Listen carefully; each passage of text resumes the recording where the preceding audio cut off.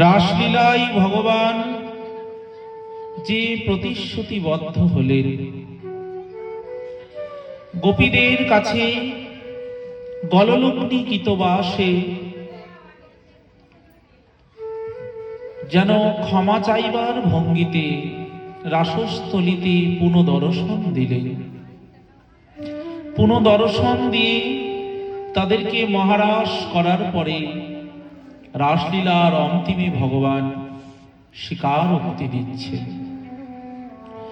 ন পারেহং নিরবেদ সংযুজাম স্বসাধু কীর্ত্য বিবুধাসপি ইয়ামাভোজন দুর্জের গৃহ শৃঙ্খলা সংবিশ্বপতিয়াত সাধুনা। সেই প্রেমারি অনুরূপ না পারে ভজিতে, অতএব ঋণী কৃষ্ণ কহে ভাগবতে। ব্রজগোপীদের কাছে সেই কৃষ্ণগত প্রাণা, কৃষ্ণ বিরোহিণী ব্রজগোপীদের কাছে ভগবানের স্বীকারোক্তি।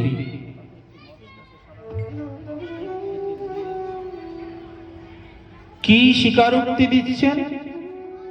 ন পারেহং নিরবেদ্য সংযুজাম। হে গোবিন্দ, আমরা যেন তোমাকে এইভাবেই ভালোবাসতে পারি, শত দুঃখকে যেন আমরা সুখ মনে করতে পারি। এই বাচ্চাগুলোকে একটু সরাতে হবে,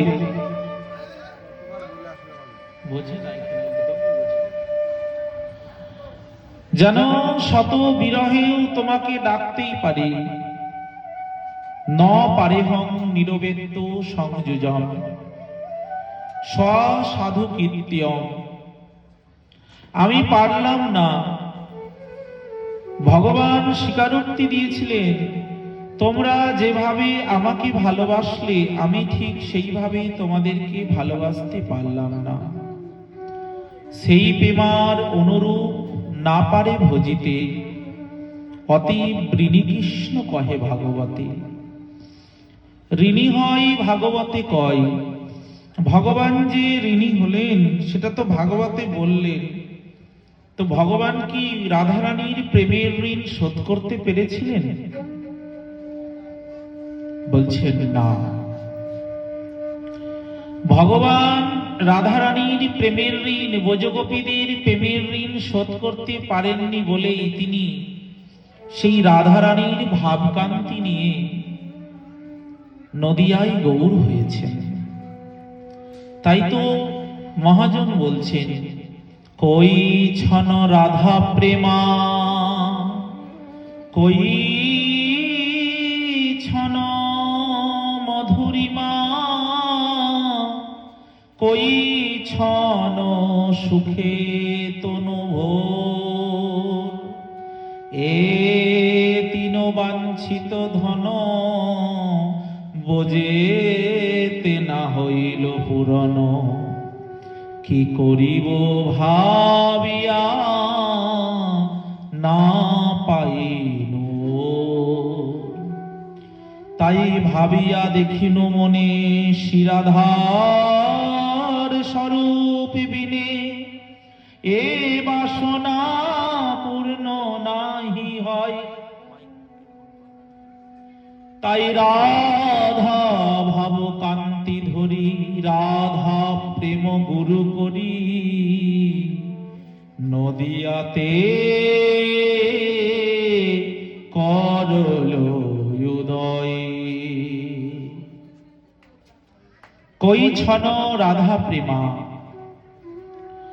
কই ছন মধুরিমা।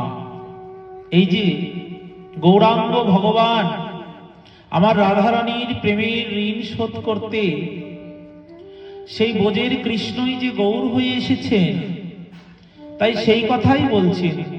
ভগবান বলছেন যে সেই রাসলীলাই হচ্ছে রাধা গোবিন্দের যে দিব্য লীলা, সেই ব্রজপ্রেম, সেই ব্রজপ্রেমের চরম পরম মুহূর্ত। এই চরম পরম মুহূর্তে এসে আজকে গোবিন্দ সে রাধারানীর কাছে প্রেমের ঋণে ঋণী হয়েছেন, এইটা স্বীকারোক্তি দিলেন। এবং প্রেমের ঋণ শোধ করবেন কি করে সেটাও বললেন। বললেন, ভাবিয়া দেখিনু মনি শিরাধার স্বরূপ বিনে এ বাসনা পূর্ণ নাহি হয়। তাই রাধা ভাব কান্তি ধরি রাধা প্রেম গুরু করি নদিয়াতে করল উদয়। গৌরহরি রাধারানীর ভাব এবং কান্তি নিয়ে এসেছেন। আচার্যগণেরা বলছেন যে শুরুই কি ভাবকান্তি। স্বরূপ দামোদর গোস্বামী লিখলেন, শ্রীরাধায় প্রণয় মহিমা কিদিশ বানইবা সাধ্যে জানাদ্ভুত মধুরিমা। শ্রীরাধায় প্রণয় মহিমা কিদিশ বানইবা সাধ্যে জানাদ্ভুত মধুরিমা কৃদিশং ব্যক্তি লোভা। সেই রাধারানীর ভাব, সেই রাধারানীর কান্তি গৌর নিয়ে এসেছেন। শুধু এই নয়, ভগবান চিন্তা করেছেন রাধারানী যেভাবে আমাকে ভালোবাসে, আমি তো সেইভাবে রাধারানীকে ভালোবাসতে পারলাম না, ব্রজগোপীদের ভালোবাসতে পারলাম না। ভগবানের জানার বড় ইচ্ছা জাগলো। কি জানতে ইচ্ছা জাগলো? ভগবানের জানতে ইচ্ছা জাগলো যে কই ছন রাধা প্রেমা কই ছন মধুরিমা। ভগবানের জানতে ইচ্ছা জাগলো কই ছন রাধা প্রেমা, রাধারানী আমাকে কেন ভালোবাসে, আমাকে ভালোবেসে কি সুখ পায়। এটা ভগবানের জানার বড় কৌতূহল হলো যে আমাকে ভালোবেসে শ্রীমতী রাধারানী কি সুখ পায়। ভেবে দেখলেন যে এটা জানতে গেলে তো আমাকে রাধারানীর কাছেই যেতে হবে। তখন রাধারানীর কাছে গিয়ে গোবিন্দ বলছেন, রাধে বলো, আমাকে ভালোবেসে তুমি কি সুখ পাও, কেন আমার নামে ব্যাকুল হয়ে ছুটে আসো, আমাকে ভালোবেসে কি সুখ। এখন যখন জিজ্ঞাসা করেছেন, তখন আমার গোবিন্দ এই প্রশ্নের, এই গোবিন্দের এই কথাগুলি শুনে রাধারানী বলছে, প্রাণনাথ, এই লীলায় তুমি হলে কেবলই বিষয়, আমি হলাম আশ্রয়। বিষয়কে জানতে গেলে আশ্রয় তত্ত্বে আশ্রিত হতে হয়। ভগবান কৃষ্ণ হলেন বিষয় তত্ত্ব, রাধারানী হলেন আশ্রয় তত্ত্ব, গৌরাঙ্গ মহাপ্রভু হলেন বিষয় তত্ত্ব, নিত্যানন্দ প্রভু হলেন আশ্রয় তত্ত্ব, আমাদের রাধা গোবিন্দের ভজনটা হলো বিষয় তত্ত্ব, শ্রী গুরুদেব হলেন আশ্রয় তত্ত্ব। এই জন্য আমরা কি বলি, আশ্রয় করিয়া বন্দ শ্রী গুরু চরণ, যাহা হইতে মিলে রে ভাই কৃষ্ণ প্রেম ধন। তাহলে আশ্রয় তত্ত্ব আর বিষয় তত্ত্ব, এই দুটো তত্ত্ব আমাদের সকলকে জানতে হবে। যেমন আশ্রয় তত্ত্ব হচ্ছেন শ্রী গুরুদেব। গুরুকে না ধরে তো আমি কৃষ্ণ জানতে পারবো না, গুরুকে না আশ্রয় করে তো আমি রাধা কৃষ্ণের লীলায় প্রবেশ করতে পারবো না, রাধা কৃষ্ণ লীলা বুঝতে পারবো না। তাহলে গুরুদেব হলেন আশ্রয় তত্ত্ব। এবার বলছেন, আশ্রয় লইয়া ভজে তারে কৃষ্ণ নাহি তাজে, আর সবে মরে অকারণ। আশ্রয় লইয়া ভজে, প্রথমেই আমাদের আশ্রয় গ্রহণ করে বুঝতে হবে, ভজন সাধন শুরু করতে হবে। কিভাবে? না, আশ্রয় গ্রহণ করে। আশ্রয় গ্রহণ করে আমাদের ভজন সাধন শুরু করতে হবে। তো দেখুন, এই যে আশ্রয় তত্ত্বে আশ্রয় নিয়ে তারপরে ভজন সাধনে পথ চলা, এটা তো আমরা বুঝলাম সাধকের জন্য। কিন্তু ভগবানের ক্ষেত্রে কি? এটা সাধকদের জন্য, ভক্তদের জন্য, যারা গুরুতত্ত্বে আশ্রয় নিয়ে কৃষ্ণ ভজবে। কিন্তু কৃষ্ণের ক্ষেত্রে কি হতে পারে? তখন রাধারানীকে গিয়ে জিজ্ঞাসা করলে, রাধে, আমার জানতে বড় ইচ্ছা, দর্পণাদ্যে হেরি যদি আপন মাধুরী, আশা দিতে ইচ্ছা হয়, আমি আশা দিতে নারী। দর্পণাদ্যে, যদি আয়নার সামনে আমি দাঁড়াই না, আমাকে দেখতে এত সুন্দর লাগে, আমি নিজের রূপ দেখে নিজেই পাগল হয়ে যাই। তখন আমি ভাবি যে আমার রূপ দেখে যদি আমি নিজেই মোহিত হয়ে যাই, তাহলে রাধারানী মোহিত হবে না কেন? রাধারানী কেন আমার জন্য পাগল হবে না? কিন্তু রূপটা দেখি, ওই আশা দিতে ইচ্ছা করে, কিন্তু আমি আশা দিতে নারী। আমার আস্বাদন করতে ইচ্ছে করে, কিন্তু আস্বাদন করতে পারি না। কেন পারি না?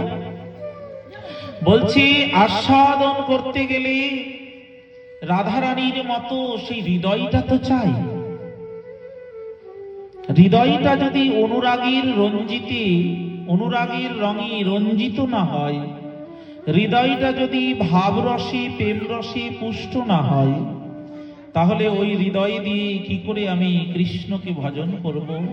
কি করে আমি সেই কৃষ্ণ নামে পাগল হব? আগে হৃদয়টাকে তো আমার অনুভবের দ্বারা, ভজনের দ্বারা আমাকে সেই হৃদয়টাকে তৈরি করতে হবে। হৃদয়টাকে তৈরি করব কি করে? বলছেন হৃদয়টা একদম কিচ্ছু নেই, আমাদের যা দিন যাচ্ছে না, আমি ওই চালিয়ে যাচ্ছি। জয় শ্রী রাধে। আপনার সাউন্ড পরিষ্কার না? শ্রী রাধে। হরে কৃষ্ণ, নিতাই গৌর হরি বল। শ্রী রাধে। রাধেশ্যাম, রাধেশ্যাম। রাধারানী তখন বলছেন যে, প্রাণনাথ শোনো, এই লীলার তুমি হইলে কেবল বিষয়। এই লীলায় তুমি হলে বিষয় তত্ত্ব, আর আমি হলাম এই লীলায় আশ্রয় তত্ত্ব। তো শোনো, আমাকে জানতে গেলে তোমাকে রাধা হতে হবে। কৃষ্ণকে রাধারানী বলছে যে, আমার ভাব, আমার প্রেম, আমি যেভাবে তোমার জন্য পাগল হয়ে যাই, তোমাকে পাওয়ার জন্য ব্যাকুল হয়ে ছুটে যাই, এগুলি যদি তুমি জানতে চাও, তাহলে তোমাকে রাধা হতে হবে। বিষয়টি কেমন? কৃষ্ণকে রাধা হতে হবে? এ তো বিবর্ত প্রেমের কথা বলছে। আমাদের জগদানন্দ পণ্ডিত রচনা করেছেন বিবর্ত বিলাস, সে বিবর্ত প্রেমের কথা।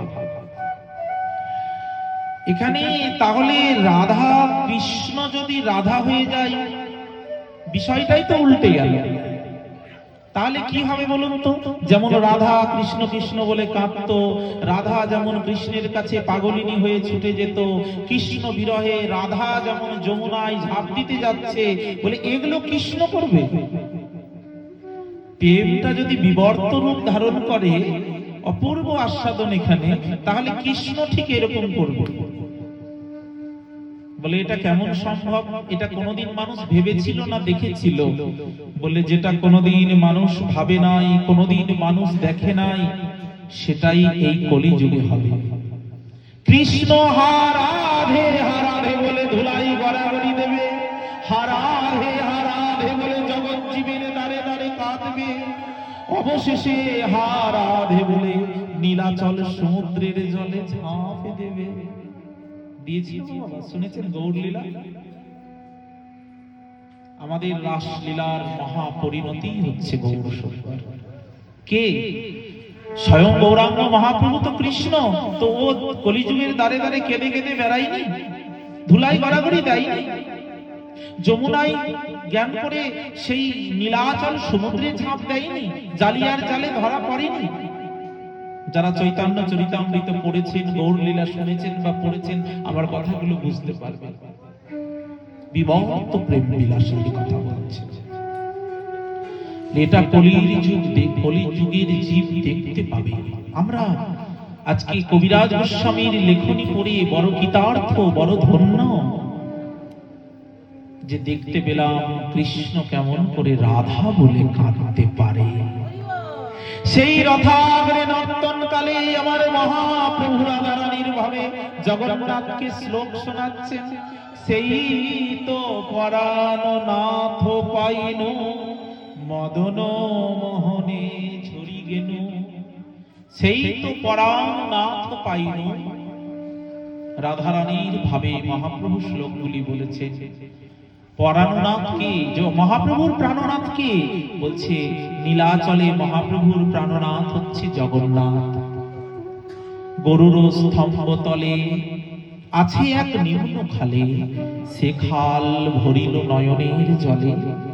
জগন্নাথকে দেখে এত কাঁদে কেন গৌরহরি? বলে ভাবটা যে রাধারানী, রাধারানীর ভাবে কৃষ্ণ যে কাঁদছে। তো ওই যে দেখো গরুর স্তম্ভ তলে আছে এক নিম্ন খালে, সে খাল ভরিল নয়নের জলে। সেই রথাগ্র নর্তন কালে মহাপ্রভু শ্লোক পাঠ করছেন। কৌমার হর সয়ে বহি বরস্তা, এব চৈত্র ক্ষেপাস তে চন্মিলিত মালতী সুরভয় পৌঢ়া কদম্বলিনা সা চৈবাস্মি রে মারতসি বেতসি তরুতলে চেতো সমর্থ কণ্ঠতে। যেন রাধারানী ভাবে মহাপ্রভুই বলছেন শ্লোকটি, ভাবটা রাধারানী, কিন্তু মহাপ্রভুর মুখাদগীর্ণ। ইয়ৌমার হর সে এবহি বরস্তা, এব চৈত্র ক্ষেপা। সেই অপূর্ব কাব্য প্রকাশের শ্লোক তুলে ধরেছে এখানে। যেন রাধারানী বলছেন কোন একদিন সেই চৈত্র মাস, আমাদের ভালোবাসা শুরু হয়েছিল কবে জানিস সখী? তার সখীর কাছে এই কথাটি বলছে। সেদিন ছিল চৈত্র মাস, চৈত্র মাসের বৈকাল বেলা, অর্থাৎ বসন্তের বৈকাল। কিছু কিছু ঋতু বিশেষে সকাল বিকালের একটা আলাদা সৌন্দর্য প্রকাশিত হয়। যেমন দেখবেন শরৎকালের সকাল খুব মিষ্টি হয়, তাই না? শরতের সকাল খুব স্নিগ্ধ। আর হচ্ছে বসন্তের বৈকাল, বসন্তের বৈকাল যেন খুব সুন্দর লাগে। শরতের সকাল দেখবেন, যারা শরৎকালে সকালবেলায় ঘুম থেকে ওঠেন, প্রকৃতি কি সুন্দর, কি স্নিগ্ধ। যেন সকাল বেলায় অনেক সময় যেন বসে থাকতে, প্রকৃতিকে দেখতে খুব ভালো লাগে। আর পরন্ত রোদ্দুরে বসন্তের বৈকাল কি সুন্দর, যেন না ঠান্ডা না গরম, এইরকম ওয়েদার। চারিদিকে সেই পলাশ ফুলের গন্ধ, সেই নতুন গাছে পাতা গজানো, সেই সৌন্দর্য। বলে এইরকম একটা সৌন্দর্য মণ্ডিত সময়ে আমাদের দুজনের দেখা হয়েছিল। রাধারানী বলছেন কথাগুলো, মহাপ্রভু বলছেন সখী ভাবে, কিন্তু রাধারানীর মনের শ্লোক এটা। তো বলছে সেদিন দেখা হয়েছিল জানিস সখী? সেদিন ছিল চৈত্র মাস রে মারতসি বেতুসি তরুতলে। আমাদের দেখা করার জায়গাটা কোথায় ছিল জানিস দুজনের? কোথায় দেখা হয়েছে? রেবা নদীর তীরে, পৌড়া কদম্বলিনা। জানো সেই কদম্বের তলায়, কদম তলায় রাধাকৃষ্ণের দেখা কোথায় হয়েছে? বলছে কদম তলায়। আর কদম তলায় যে দেখা হয়েছিল আমাদের, কি বলবো, সেই দেখাই যেন আমার জীবনের কাল হয়েছিল রে। অপূর্ব প্রেমের একটা প্রসঙ্গ এটা। সেই দেখাই আমার জীবনের কাল হয়েছিল সখী, জানিস? দেখেই তো তার প্রেমে পড়ে গেলাম, দেখেই তো তারপরেই তো আমাদের এই প্রেম। মনে হয় কি জানিস, প্রেম হলো সর্বনাশা। যে ভালোবাসে, যে প্রেম করে, প্রেম করে কখনো কেউ জিততে পেরেছে গো? শুনেছেন কোন জায়গায় যে প্রেম করে কেউ জিতে গেছে? প্রেম মানে হেরে যাওয়া, প্রেম মানে আত্মবলিদান, প্রেম মানে নিজের সবকিছু উজাড় করে দিয়ে তাকে জয়ী করা, এটাই তো প্রেম। প্রেম মানে কখনো জিতে যাওয়া নয়, প্রেম মানে হেরে যাওয়া, প্রেম মানে আত্মবলিদান। অনেক প্রেমের সংজ্ঞা আমাদের রূপ গোস্বামী পাত্র আরো সুন্দর বলেছেন, আরো সুন্দর দৃষ্টান্ত দিয়েছেন। সর্বদা ধ্বংস রহিতম ধ্বংসমপি কারণ, ধ্বংসের অনেক কারণ থাকলেও যা ধ্বংস হয় না সেটাই প্রেম। প্রেম মানে আত্মবলিদান, প্রেম মানে তাকে জিতিয়ে দেওয়া, প্রেম মানে নিজে হেরে যাওয়া, প্রেম মানে নিজের সুখ বাসনা চিরতরে ত্যাগ করা। আত্মেন্দ্রিয় প্রীতিবাঞ্ছা তারে বলি কাম, কৃষ্ণেন্দ্রিয় প্রীতিবাঞ্ছা ধরে প্রেম নাম। কামের তাৎপর্য নিজ সম্ভোগ কেবল, কৃষ্ণ সুখ তাৎপর্য প্রেম মহাবল। কাম আর প্রেমের বহুত অন্তর, কাম অন্ধতম প্রেম নির্মল ভাস্কর। কাম আর প্রেমের মধ্যে অনেক পার্থক্য। বলছি প্রেম হলো উজ্জ্বল ভাস্কর। প্রেম, কাম হলো নিজের আত্মসুখ চাইবে, নিজের সুখ নিয়ে ভগবানকে যদি কেউ ভালোবাসে, নিজের সুখের জন্য কেউ যদি ভগবানকে ভালোবাসে, সেটা কখনোই প্রেম হবে না, ওটা হলো কাম। এই যে আমরা ভালোবাসি না ভগবানকে, মন্দিরে গিয়ে বলি ঠাকুর, আগে বসে গিয়েই বসে পড়ে গিয়েই বলি ঠাকুর কোমর ব্যথাটা সারিয়ে দাও। তারপরে বলি ঠাকুর আমার নাতি পরীক্ষা দিয়েছে যেন ভালো রেজাল্ট হয়, মেয়েটার যেন বিয়ে হয়, ছেলেটার যেন চাকরি হয়, তাহলেই তোমাকে এই নূপুর দেবো, এইভাবে তোমাকে সোনার বাসি করে দেব। কত কত আমাদের কামনা বাসনা, এগুলো সব কাম, এগুলো প্রেম নয়।